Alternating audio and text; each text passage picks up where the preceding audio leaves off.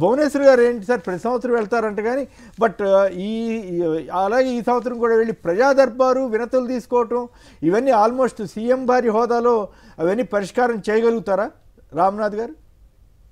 Telugu Desam party వచ్చిన తర్వాత ప్రభుత్వానికి పార్టీకి మధ్య ఉన్న లైన్ తీసేశారు కొమ్మినేని గారు. మీరు గమనిస్తే తెలుగుదేశం పార్టీ కేంద్ర కార్యాలయంలో గ్రీవెన్స్ పెడుతున్నారు. అక్కడికి 1000 మందిని రప్పించుకునే ప్రయత్నం చేస్తున్నారు. అంటే ఇప్పుడు గ్రామ స్థాయిలో, మండల స్థాయిలో, జిల్లా స్థాయిలో గ్రీవెన్స్లు అధికారుల ఆధ్వర్యంలో పనిచేయడం లేదా? అంటే తెలుగుదేశం పార్టీ కార్యాలయానికి వెళ్తేనే సమస్యలు పరిష్కారం అవుతాయి అనే పరిస్థితి ఎందుకు తెచ్చారు? అంటే ఇదొకటి. అంటే ఏంది, ప్రభుత్వానికి రావాల్సిన క్రెడిట్ మొత్తం పార్టీకి వాడుకోవాలని ట్రై చేస్తున్నారు ఒకటి. 2, భువనేశ్వరి గారు కుప్పంలో విస్తృతంగా పర్యటిస్తున్నారు. ఆమె గత ఎన్నికల ముందు అనుకుంటా 2024 ఫిబ్రవరిలోనేమో నాకు ఒక కోరిక ఉంది, 35 ఏళ్ల నుండి చంద్రబాబు నాయుడు గారిని మీరు గెలిపిస్తూ ఉన్నారు, ఆయనకు రెస్ట్ ఇచ్చి నేను ఎమ్మెల్యేగా ఇక్కడ నుండి పోటీ చేద్దాం అనుకుంటున్నానని కూడా చెప్పారు. సరదాగా చమత్కారంగా నవ్వుతా అన్నట్టున్నారు. అంటే ఒకటి కొమ్మినేని గారు సరదాగా చెప్పినప్పటికీ కూడా ఇదే వ్యాఖ్య ఇంకో నాయకుడికి సంబంధించిన సతీమణి గారు చేసి ఉంటే ఎలా ఉండేది? అయ్యో బాబోయ్, సరదాగా చెప్తున్నారు కానీ ఒక ముఖ్యమంత్రి, మాజీ ముఖ్యమంత్రి భార్య హోదాలో మా ఆయన్ని పక్కన పెట్టి నేను పోటీ చేస్తానంటుంటే అది సరదాగా చెప్పినా కూడా సరదాగా ఎలా తీసుకుంటారండి? ఇది చాలా సీరియస్ అంశం అని పెద్ద డిబేట్ నడిచేది. అంటే ఇప్పుడు రాబోయే ఎన్నికల్లో కొంతమంది తెలుగుదేశం పార్టీ వాళ్ళు కూడా మేడం ఏమైనా పోటీ చేస్తారేమో కుప్పం నుంచి అన్న ఒక ప్రచారాన్ని కూడా చేస్తూ ఉన్నారు. కాబట్టి ఇక్కడ ఏంటి అంటే మొత్తం అధికార యంత్రాంగంతో సహా అందరూ ఒక మాజీ ముఖ్యమంత్రి భార్య అని చెప్పి ఆమె వెంట వెళ్ళడం, ఆమె కార్యక్రమాల్లో జలహారతిలో అన్ని పాల్గొనడం బాగుంది. కానీ సరే ఇదే పని ఇంకో నాయకుడు గారు సతీమణి చేసుకుంటే దీన్ని ఇంకోలాగా ప్రచారం చేసేవాళ్ళు. భువనేశ్వర్ గారు చేస్తున్నారు కాబట్టి అందరూ దాన్ని సమర్థించాలి, మంచి కార్యక్రమంగానే చూడాలి అన్న ఇది ఉంటుంది. ఈ ద్వంద్వ ప్రమాణాలతోనే ఇబ్బంది. సరే భువనేశ్వర్ గారు వెళ్ళడం, ఆ పథకాలు ఎలా నడుస్తున్నాయని చూడడం తప్పేం కాదు. కానీ ఇదే సమన్వయం వచ్చిందంటే ప్రజా దర్బారు చేస్తే వినతి పత్రాలు తీసుకుని మరి అంటే సీఎం గారికి ఇస్తారా లేకపోతే మంత్రి గారికి ఇస్తారా, మరి ఎట్లా ఇవన్నీ పరిష్కారం అవుతాయా అన్నది నాకు డౌట్. ఆల్రెడీ వాట్సాప్ ద్వారా అన్ని సేవలు చేసేస్తూ ఉంటారు, ఇంకోవైపు ఏమో 1000 మంది క్యూలో వచ్చి అర్జీలు ఇస్తూ ఉంటారు. కొమ్మినేని గారు చంద్రబాబు నాయుడు గారు సీఎం అవగానే ఇది పొలిటికల్ గవర్నెన్స్. కొంతమంది అధికారులు తెలుగుదేశం పార్టీ వాళ్ళు కండువాలు వేసుకొని ప్రభుత్వ కార్యాలయాలకు వస్తున్నారని చెప్పి రానికపోతే ఇదే కుప్పంలో చంద్రబాబు నాయుడు గారు ప్రెస్ మీట్ పెట్టి అలా ఎవరైనా అధికారులు చేస్తే మా వాళ్ళు వస్తారు, వాళ్ళకి మర్యాద ఇవ్వాల్సిందే, కండువాలు కప్పుకొని కూడా వస్తారు, వాళ్ళే ప్రజల్ని నమ్మించి ఓట్లు వేయించారని చెప్పారు చంద్రబాబు నాయుడు.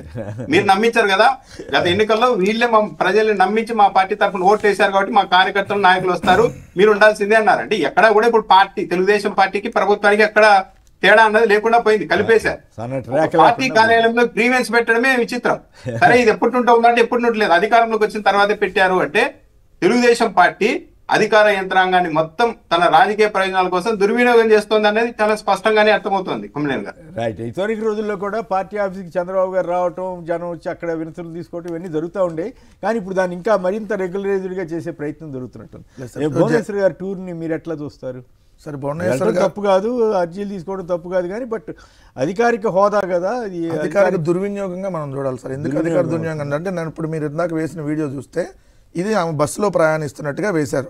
ఇది చూస్తే వీడియో మీకు క్లియర్గా బస్సు ఆమె కోసం ప్రత్యేకంగా బస్సును అక్కడ ఏర్పాటు చేసి ప్రత్యేకంగా బస్సును ఏర్పాటు చేసి దానికి మొత్తం చూడండి పూలు గీలన్నీ మొత్తం డెకరేషన్ చేసి ఆమె రాగానే ఆమె బస్సు ఎక్కుతూ మీడియా వాళ్ళందరినీ దాంట్లోకి మీడియా వాళ్ళ సమక్షంలో బస్సును అక్కడ ఆపి ఏమో చెయ్యట్లు అంటున్నారు బస్సు ఆపమని.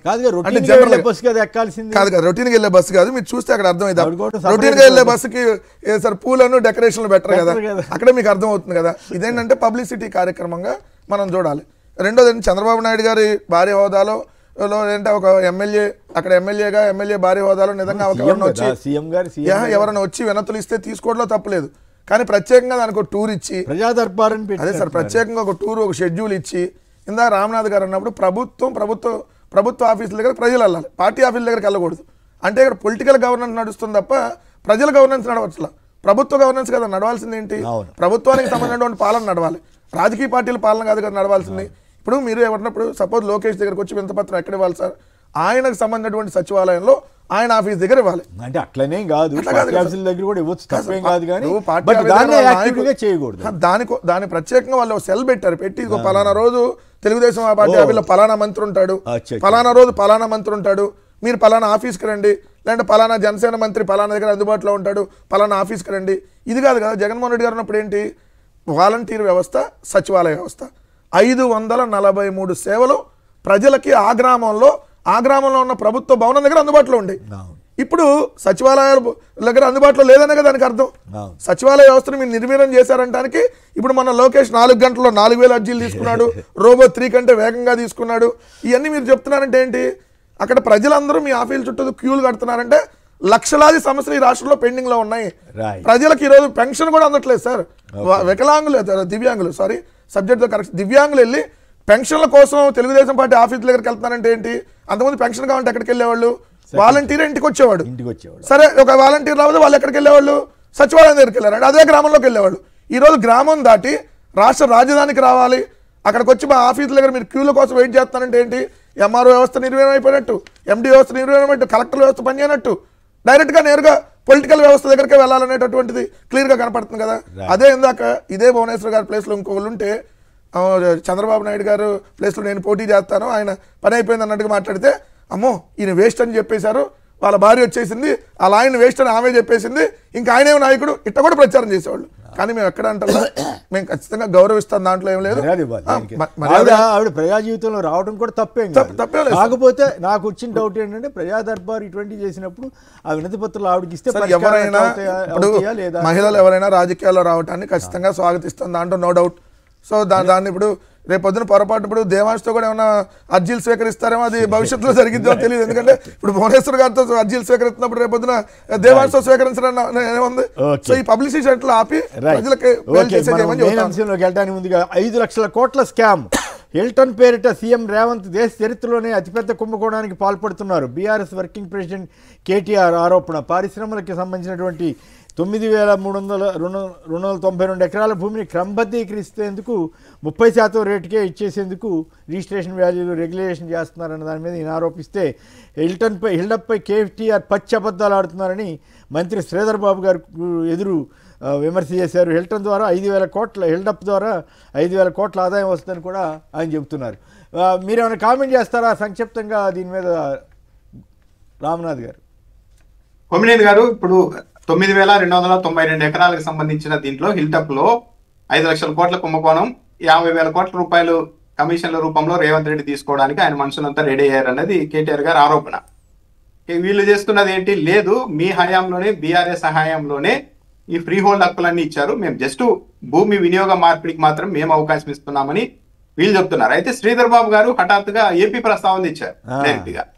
రాష్ట్రంలో లాగా మేము 99 పైసలకి ఇవ్వడం లేదు కదా, చీప్ గా ఇవ్వడం లేదు కదా అన్నారు. అంటే ఏపీ గురించి పక్క రాష్ట్రాల్లో ఏమనుకుంటున్నారో కూడా దీన్ని బట్టి అర్థమవుతుంది. సరే, ఇది పెద్ద స్కామా కాదా అన్నది ప్రూవ్ కావాలి. మరి ఇప్పుడు బీఆర్ఎస్ వాళ్ళు ఏమైనా దీని మీద కోర్టుకు వెళ్తారు. ఆయన అయితే అంటున్నారు ఈ పాలసీలో ఎవరైనా భూములు ఇది చేసుకుంటే పారిశ్రామికవేత్తలు మేము వచ్చిన తర్వాత దాన్ని రద్దు కూడా చేస్తాము, ఇబ్బంది పడతారు, జాగ్రత్త అని అంటున్నారు. ఒకవేళ కేటీఆర్ గారు చెప్పినప్పుడు ఇదంతా నడుస్తూ ఉంటే 50,000 కోట్ల రూపాయల కుంభకోణము కమిషన్ రూపంలోనే 50,000 కోట్ల రూపాయల కుంభకోణం అంటే చాలా సీరియస్ అంశం. దీన్ని ఎంతవరకు రాజకీయంగా ముందుకు తీసుకెళ్తారు, దీని మీద ఏమైనా దర్యాప్తు చేయిస్తారా ఏంటి అన్నది చూడాలి. మరి సాధారణంగానే ఏర్పడింది ఇలాంటి వ్యవహారాల్లో అంతా కమిషన్లు తీసుకుంటుంటారు రాజకీయ నాయకులు అన్న ఒక వాతావరణం ఏర్పడినప్పుడు ఏకంగా 9,292 ఎకరాలకు సంబంధించి 5 లక్షల కోట్ల విలువైన భూమికి సంబంధించి దాంట్లో 50,000 కోట్ల రూపాయల కమిషన్లు తీసుకునే స్కామ్ అయితే ఇది చాలా పెద్దది. మరి బీఆర్ఎస్ దీన్ని ఆరోపణల వరకు వదిలేస్తుందా, దీన్ని ఎంతవరకు ముందుకు తీసుకెళ్తుందా అన్నది, దాన్ని బట్టి ఎలా ఉంటాయి పరిణామాలు అన్నది చూడొచ్చు కొమ్మినేని గారు.